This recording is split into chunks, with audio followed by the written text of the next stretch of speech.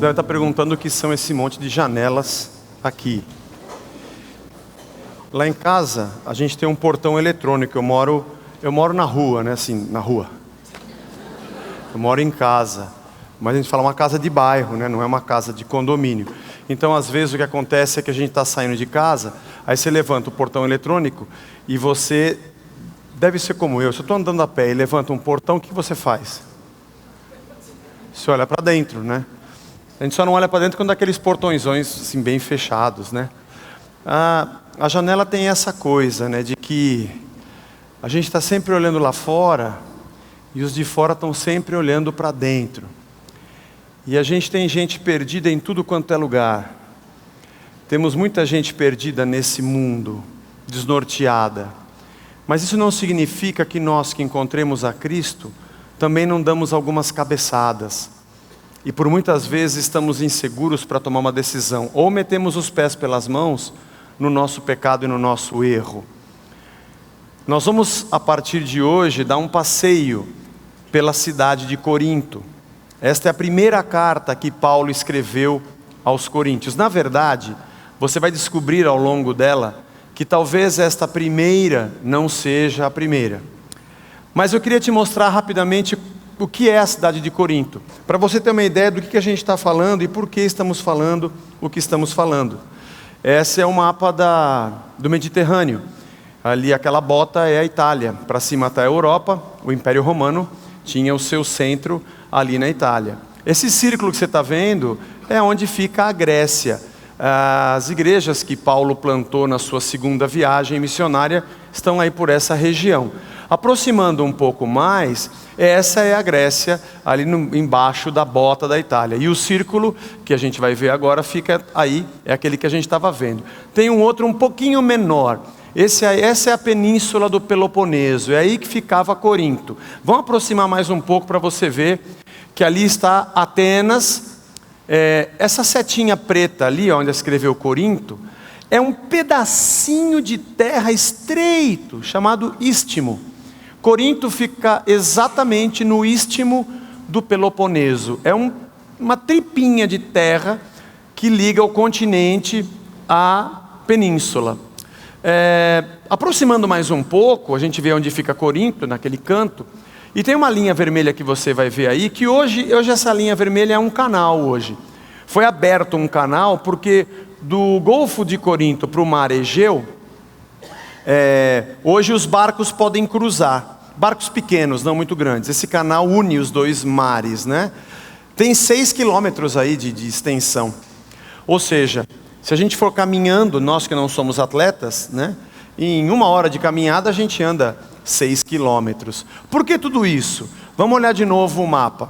Por que Corinto era uma cidade tão importante? Ela tinha 2 portos. De um lado, lado oeste, tinha o porto em Lecaion. E do outro lado, Cencreia.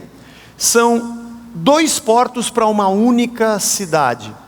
Uma cidade portuária já recebe gente no comércio, cultura, mercadores, gente que não é do local, tudo quanto é tipo de pessoas você vê numa cidade portuária. Agora imagina numa cidade que tem 2 portos.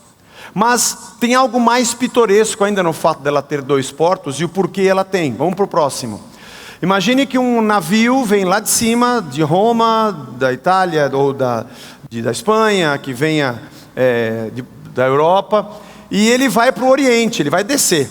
Ele vai contornar ali a península do Peloponeso e vai para o Oriente. Ele vai para o Egito, ele vai para a Ásia, ele vai para os países do Oriente, vai para Israel, né?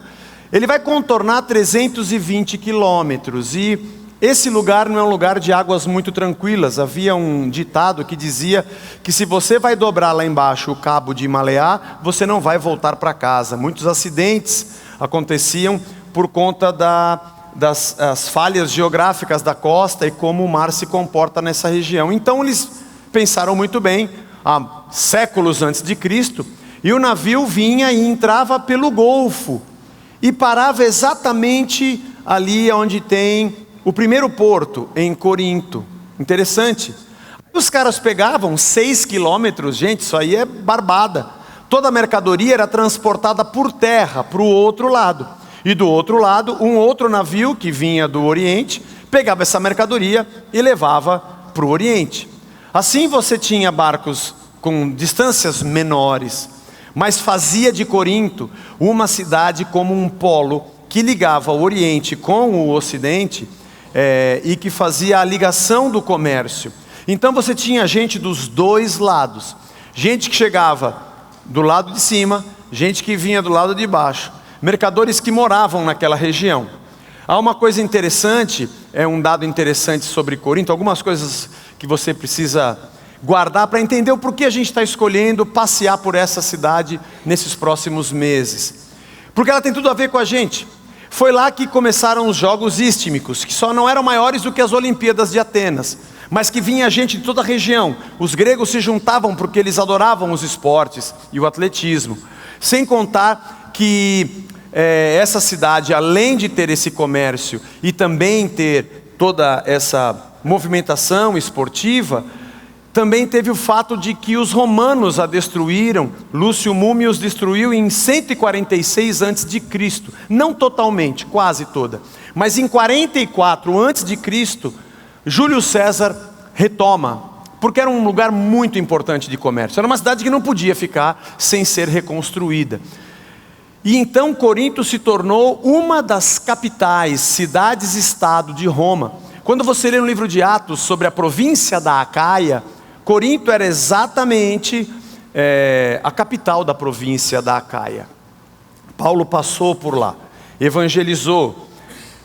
Sóstenes, que é citado na carta, era o chefe da sinagoga dos judeus e que se converte a Cristo. E quando ele escreve esta carta que nós vamos ler, eles estão juntos. A população que vivia em Corinto era muito parecida com o que a gente tem nos dias de hoje. Você tinha escravos que haviam sido libertos e que iam começar a sua vida do zero. Procuravam que cidade? Uma cidade com muito comércio, com muita oportunidade de trabalho. Ao mesmo tempo que você tinha romanos. Roma tinha uma superpopulação. E quem fosse sair da capital, Roma, e procurasse uma outra cidade tão grande quanto, ou com, talvez não tão grande quanto, mas com tanta pujança e oportunidade de trabalho, ia para Corinto. Mas ao mesmo tempo você tinha muita gente migrando para Corinto por causa do trabalho e famílias que tinham escravos. Então você tinha gregos, você tinha romanos, você tinha escravos livres e você tinha escravos ainda escravos. Muitos artesãos estavam em Corinto, lembrando que móveis, roupas e utensílios, tudo era obra de artesão. Então a indústria da manufatura era muito grande e a maioria da população era formada por escravos e por artesãos. E você tinha gente que vinha da Europa, gente que vinha de Roma, e você tinha gente que vinha do Oriente, gente que vinha da Ásia, gente que vinha do Egito. E essa era a grande confluência de pessoas, uma grande Babilônia, vamos dizer assim. Uma conturbação étnica, de gente de tudo quanto era lugar. Vamos dizer, a palavra melhor seria uma cidade cosmopolita, muito interessante, muito parecida com o que nós temos nos dias de hoje. E há uma coisa interessante que eu li também, de que itinerantes e charlatães era o que não faltava em Corinto. Em pouco tempo a aristocracia do local, grega, dá lugar a uma aristocracia do dinheiro. Gente com muitas posses. Eu fiquei pensando como deveriam ser esses poucos 6 quilômetros de trânsito de mercadorias de um porto para o outro. Quantas histórias e quanta gente que ia de várias etnias para atender os imigrantes ou os navios que viessem de qualquer país, os representantes comerciais. Corinto era uma cidade efervescente, de grande movimento comercial e de muita atração para as pessoas. E há um fenômeno sociológico que acontece em grandes centros. Isso já acontecia em Corinto, acontece em São Paulo, acontece nas grandes cidades. Cidade de muita oportunidade, de muito dinheiro. Também ela tem a tendência de se tornar um lugar frio, de pessoas calculistas, de pessoas que estão interessadas apenas no dinheiro, na prosperidade, que se esquecem de valores. Ao mesmo tempo que existem outras que estão ficando doentes no meio de um caos. E é interessante o fenômeno das grandes metrópoles, de que religiões e vícios crescem lado a lado. Por um lado, gente que mergulha na loucura. Por outro, outros que se refugiam para fugir exatamente dessa loucura. Como era a religião em Corinto? Todas que você pode imaginar. Os deuses do panteão greco-romano. A relação dos deuses, os 14 deuses romanos e os gregos estavam ali. Você tinha filosofia grega. Você tinha estoicos, epicureus, você tinha filosofia grega. As religiões de mistério dos gregos estavam ali. Você tinha judeus também, tinha cristãos. Mas tinham africanos, tinham egípcios, tinham asiáticos, religiões orientais. Tudo se misturava. Nada muito diferente do que nós vemos nos dias de hoje. O meu irmão... Não vou contar. Não vou contar porque... Não vou contar. Porque depois a pessoa assiste e... Mas não vou contar. Mas é uma coisa interessante. É muito comum, pode ser que esteja acontecendo uma coisa meio pitoresca aqui assim. Você vem e fala assim: então a primeira vez que você vem na igreja, fala: sim, é a primeira vez que eu venho. Eu sou kardecista, né? E eu vou muito na igreja católica. E a pessoa falou para eu vir aqui. Então, as pessoas são de todas as religiões. Mas chegando no carnaval, ela vai furar uma onda na praia. Mas ela tem uma correntinha do Senhor do Bonfim. Mas ela dá dízimo numa igreja evangélica, porque ela sabe que ela é abençoada se ela fizer isso. Ao mesmo tempo que ela toma um banho de chá, fuma um baseado do Santo Daime. Quer dizer, sempre tem alguma coisa. As grandes cidades são assim, as pessoas dizem: todos os caminhos levam a Deus. Gente, isso não é uma coisa nova. Isso é uma coisa que acontecia desde antes de Cristo, de muito tempo atrás. Havia o templo de Afrodite. Corinto tinha 1000 prostitutas cultuais. E para você cultuar a Afrodite, tinha que transar com as sacerdotisas, né? Você imagina quantos convertidos não tinham dessa religião, e quanta gente não tinha o seu coração tocado e falou: Afrodite é realmente a deusa. Você vai ver na carta Paulo falando muito sobre promiscuidade, falando muito sobre se deitar com prostitutas. Esse problema estava ali, na cidade, na igreja de Corinto. Interessante que há um templo, o templo de Esculápio, em Corinto, que hoje é um museu, que foram achados centenas de órgãos genitais masculinos e femininos, que eram oferendas ao Deus. Ele é o Deus da cura, o Deus da medicina. Com certeza era uma cidade com muitas doenças venéreas, pessoas que tinham e ofereciam esses objetos ao Deus da cura para que fossem curados. Aristófanes, um outro historiador grego, mas isso 435 anos antes de Cristo, cunhou um verbo. A partir do nome Corinto, ele fez o verbo corintianizar. Sem nenhuma piada, irmão, apesar de ter uma vontade louca que você não imagina, como aqui dentro eu estou. Mas é uma pregação, eu não vou fazer. Sabe que eu não falo de futebol em pregação, eu não vou fazer isso. Mas não é brincadeira, isso é verdade.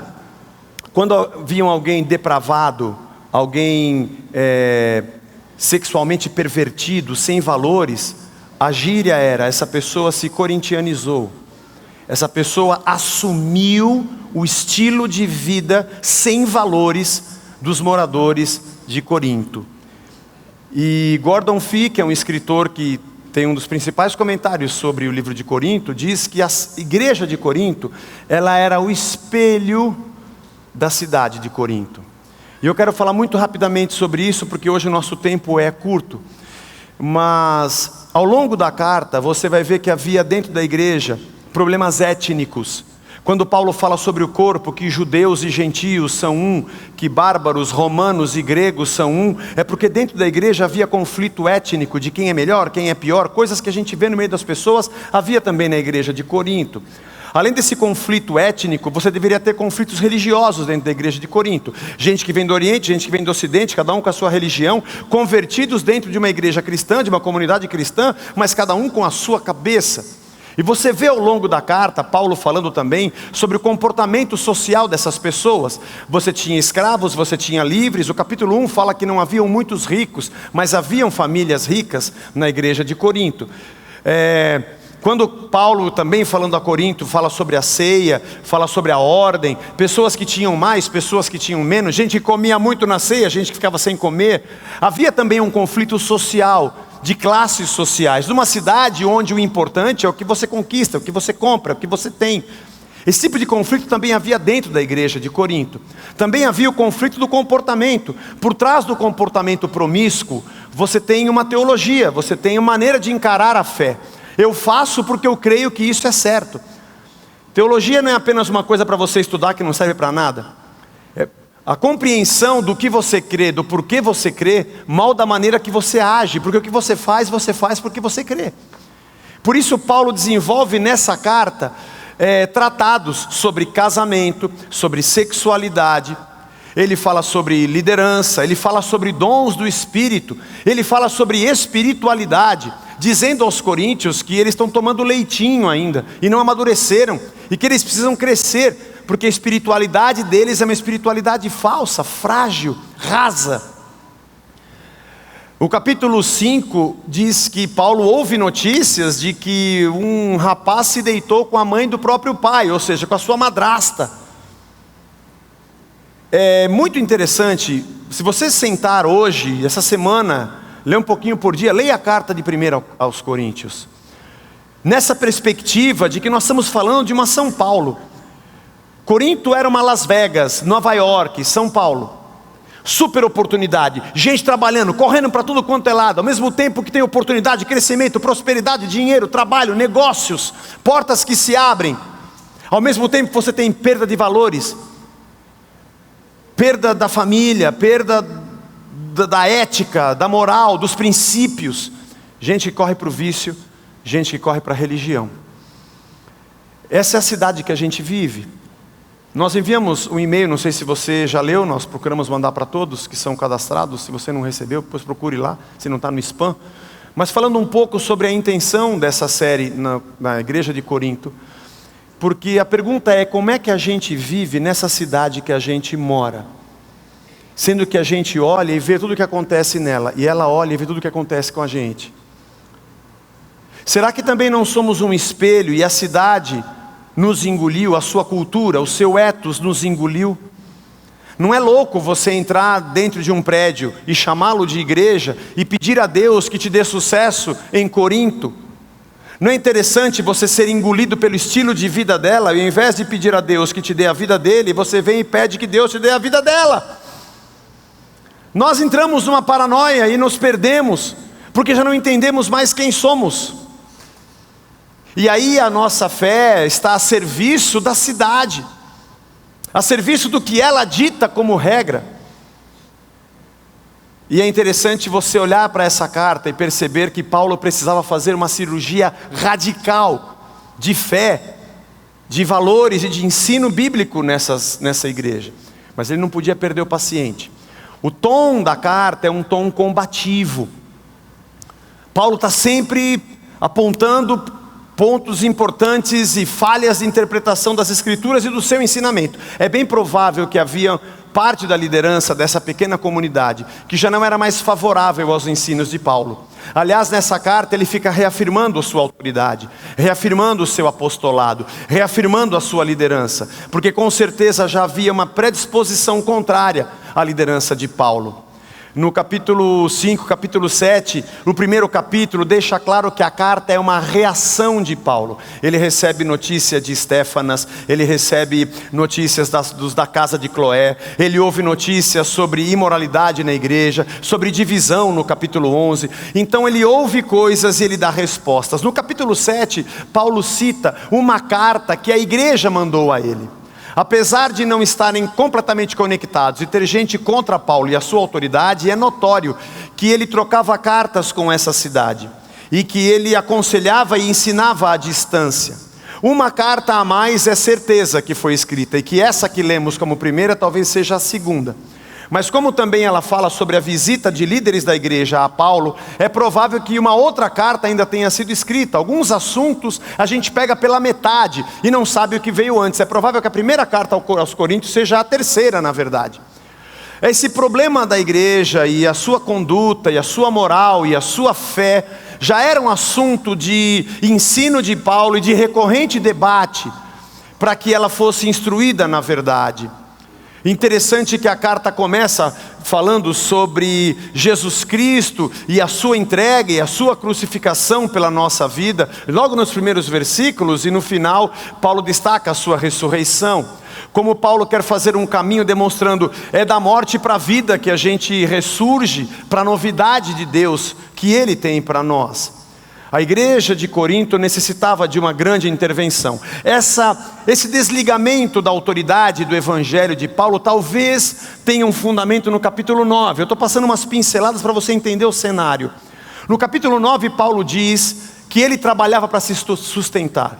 E ele preferiu não receber donativos da igreja de Corinto, apesar, ele diz desse trecho, de que ele acha justo, pelo fato de ter trabalhado e ter o sustento. Muitas igrejas contribuíam com o ministério de Paulo. Aliás, nos Filipenses, ao capítulo 4, ele também fala sobre isso. Nós não sabemos o porquê, nós não temos as cartas anteriores, se perderam na história. Mas há alguns indícios de que talvez Paulo tenha preferido, talvez acho que é melhor eu não receber, para não ser pesado para os irmãos, e talvez a igreja tenha se ofendido, dizendo, poxa, quer dizer que a gente não pode nem, né? Ah, tá, você não quer ligação com a gente? Pode ser. Ou pode ser o contrário, pode ser que alguma fofoquinha tenha surgido antes, de alguém que diz, a gente fica pagando para ele, ele não faz direito. E Paulo tenha se ofendido para dizer, tá bom, então eu não quero mais receber nada daqui. Ou talvez que a ala mais rica da igreja tenha se sentido ofendida, porque muitas vezes aquele que contribui e paga, quer fazer do outro um empregado. E o rompimento de Paulo tenha rompido um domínio sobre ele. Nós não sabemos o porquê. Essas hipóteses pode ser que aconteceram todas ao mesmo tempo. Mas a verdade é que a relação já não era a mesma. Nós vamos ler agora os primeiros versículos. Paulo escrevendo a abertura da sua carta. E é interessante que as cartas, no período greco-romano, seguem um modelo. Como a gente tem hoje padrões de carta, de requerimento, eles tinham um modelo. O remetente, o destinatário e uma breve saudação. Paulo segue esse mesmo modelo. Você vai ver isso em todas as cartas de Paulo, mas essa de Corinto não é só o remetente, não é só o destinatário. Presta atenção. Paulo não é só o irmão Paulo, não é só o servo Paulo. Ele diz, Paulo chamado pela vontade de Deus para ser apóstolo. Vocês ouviram? E apóstolo de Jesus Cristo. E o irmão Sóstenes, eu não estou sozinho, tem um cara que vocês conhecem, que era chefe da sinagoga, que se converteu, está aqui comigo. Para quem ele está destinando a sua carta? A igreja de Deus que está em Corinto, aos santificados em Cristo Jesus e chamados para ser santos. Vocês estão entendendo? Não é uma saudação comum. Não segue o padrão das saudações de Paulo. Parece que na sua saudação ele já está dando o tom do papo que virá adiante. Com todos os santos que invocam o nome do Senhor Jesus em todo lugar, ao Senhor Jesus Cristo, Senhor deles e nosso, e por fim a saudação, a graça a vós outros e paz da parte de Deus, nosso Pai, e do Senhor Jesus Cristo. E aqui eu quero me deter na abertura dessa carta de Paulo, podemos dizer a nossa capital, ao nosso bairro, a esse liquidificador multicultural, religioso, comercial, classes diferentes, etnias diferentes, estratificações da sociedade, gente junta, porque essa é a igreja. A igreja é a união daqueles que foram redimidos por Cristo, mas são muito diferentes. E o interessante é que Paulo começa dizendo, Paulo, pela vontade de Deus, apóstolo de Cristo Jesus. Duas coisas a destacar na abertura de Paulo, dizendo aos irmãos de Corinto, eu não sou o que eu sou porque eu quero ser, eu sou o que eu sou pela vontade de Deus. Eu não quero colocar minha liderança sobre vocês goela abaixo, eu quero dizer que tudo acontece pela vontade de Deus. Uma grande lição nós temos aqui, na primeira linha de Paulo, é que tudo que acontece aqui, irmãos, não pode ser porque você quer, porque eu quero, porque alguém quer. A comunidade dos discípulos de Jesus é a união de gente que está pronta a dizer não para si mesma, com um discernimento suficiente para que na coletividade, na multidão dos seus conselhos, a voz de Deus seja ouvida. Igreja não é projeto de uma pessoa, não é visão de um homem, ela não é o empreendedorismo de um líder, ela é a vontade de Deus se realizando no seu corpo, que recebe os impulsos nervosos de um único cabeça, que é Jesus Cristo. Isso é igreja. Interessante é que Paulo diz apóstolo de Cristo Jesus, e no grego há uma diferença entre dizer de Cristo como se fosse posse de Cristo, pertencente a Ele, ou de Cristo como proveniente dele. Aqui é o caso genitivo, proveniente de. A tradução que nós poderíamos ter como algo bem compreensível para o nosso português seria: Paulo, originado em Jesus Cristo, tem o seu apostolado originado em Jesus. A nossa vida é de tamanha responsabilidade, nossa seriedade com a nossa vocação. Ela jamais seria alguma coisa que nasce da nossa própria capacidade, do nosso próprio empreendedorismo ou projeto humano. Ela é continuidade de uma obra que começou na cruz do Calvário, cruz a qual nós também amamos, nela também estamos e aos pés dele também nos prostramos. A nossa vida é continuidade da obra de Cristo. E Paulo inicia a sua carta dizendo: gente, é pela vontade de Deus. Com certeza outros embates, ou em uma carta anterior, ou em duas, já levavam Paulo a começar essa carta dizendo: gente, eu tenho que reafirmar o que vocês não estão entendendo. Tudo que nós fazemos aqui tem como base fundamental a obra de Jesus Cristo. Dele, por Ele, para Ele são todas as coisas. Isso é ser igreja de Cristo. E ele continua dizendo: para quem ele manda essa carta? Para aqueles que foram santificados em Cristo e são chamados para ser santos. Primeiro são santificados em Cristo porque a vida nova que se inicia a partir dele, se inicia pelo seu sacrifício, se inicia pelo seu sangue. A única porta de caminho que temos para uma vida devotada a Deus existe a partir do sacrifício, se abriu a partir do sacrifício de Cristo. Nós somos santificados nele, porque Ele é o caminho, Ele é a verdade, Ele é a vida. Ele é o molde, Ele é o modelo, Ele é a maneira como vivemos, dele é o coração que temos, a mente que temos, o sentimento que carregamos. Só temos vida por Ele. E Ele ao mesmo tempo diz: vocês são santificados nele e são chamados para a santidade. E aqui nós vamos ter alguns meses nessa carta, mas santidade não é o lugar que eu vou. Eu sou santo porque eu estou num lugar santo, se eu pisar num lugar profano, eu sou profano. Eu sou santo porque eu canto essa música santa, se eu cantar aquela música que não é santa, eu sou um profano. Eu sou santo porque eu coloquei esse sapato santo, porque se eu colocar aquele sapato que não é santo, que foi feito por um endemoniado, aquele endemoniado que fez esse sapato, o sapato vai te fazer ser... Tem gente que crê nessas categorias. Se eu encostar nisso aqui que é santo, eu fico santo. Se eu encostar no negócio que não é santo, eu fico... Irmão, santidade é um caminho que você escolheu e é algo que é a direção do seu coração, não importa o lugar que você está. Aliás, nós vamos mandar o Léo para missões, vai para um país de perseguição, ele vai estar em Bangladesh. As pessoas, tudo é Deus, tudo é ídolo. Ele não pode pisar lá, porque ele é santo.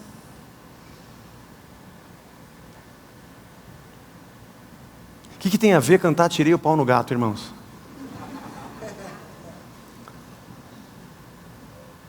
Santíssima ignorância.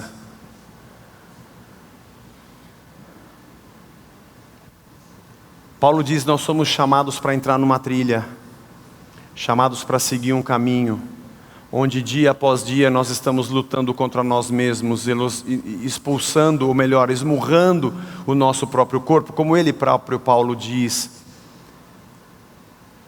Santificação, santidade não é uma coisa que eu alcanço e digo: pronto, alcancei, agora eu sou santo. Isso não existe. É o caminho que você escolheu trilhar, seguindo a Jesus Cristo. Vocês foram chamados para isso, e não para viver nessa loucura que vocês estão vivendo. Nós descobrimos a nossa missão a partir dele, nós vivemos a nossa vida para a glória dele, encontramos a verdadeira vida que é o próprio Jesus Cristo. Portanto, Paulo inicia essa carta dizendo para esse povo que mora nesse lugar maluco: vocês precisam voltar para aquilo que eu ensinei a vocês. É uma chamada para cada um de nós, começando por mim, a todos nós. Como é que a gente está vivendo na cidade que a gente vive? Já que a gente olha pela janela e vê tanta coisa, ao mesmo tempo que o povo olha pela janela e vê a gente. O quanto da nossa vida é governado de verdade pelas Escrituras e pelo seu Espírito. E o quanto você nem percebeu, você está sendo governado pelo ethos dessa cidade. Pela maneira dela ser, pela cultura que ela tem, pelas regras que ela te impõe. O quanto você está disposto a buscar a vontade de Deus, ou o quanto você quer que Deus te dê a vontade dela. Quão cidadãos dos céus e do reino nós somos diante da cidadania paulista? Ou quanto paulistanos nós somos diante da cidadania celestial?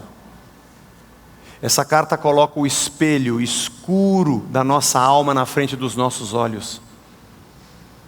E ao longo desses meses nós vamos falar de assuntos como relacionamento interpessoal, casamento, santificação, dons espirituais, falsa espiritualidade. Inúmeros assuntos que Paulo trata que dizem respeito a uma comunidade que vive num lugar que é uma verdadeira Babilônia. Não muito diferente de nós. A carta aos Coríntios é um passeio que vai chacoalhar um pouco o nosso coração. Mas com a graça de Deus e a sua misericórdia, nós vamos ter uma grande oportunidade de a cada dia nos encontrarmos com a verdade das Escrituras. A cada dia, esmurrando o nosso próprio corpo, sermos curados, trabalhados, santificados, enxergando de verdade o Evangelho de Cristo, e podendo nesse mundo que a gente vive, podendo ser luz e sal no meio das trevas e no meio do que está podre, não para a nossa glória, mas para a glória de Cristo. No meu coração eu espero que a pergunta, como é que eu vivo no lugar onde eu moro, nós possamos achar muitas respostas durante o nosso estudo. Nossa oração desta manhã é que Deus nos abençoe. E também que o Senhor abra o nosso entendimento. E tenhamos disposição do coração para que o Senhor possa falar tudo o que Ele precisa falar para a gente. E nós estejamos prontos para colocar o nosso joelho no chão e dizer: Senhor, transforma a minha vida. Faz de mim, de verdade, alguém que pode dizer: eu sou a igreja de Jesus Cristo. Vivemos uma cidade caótica, louca, um mundo em trevas.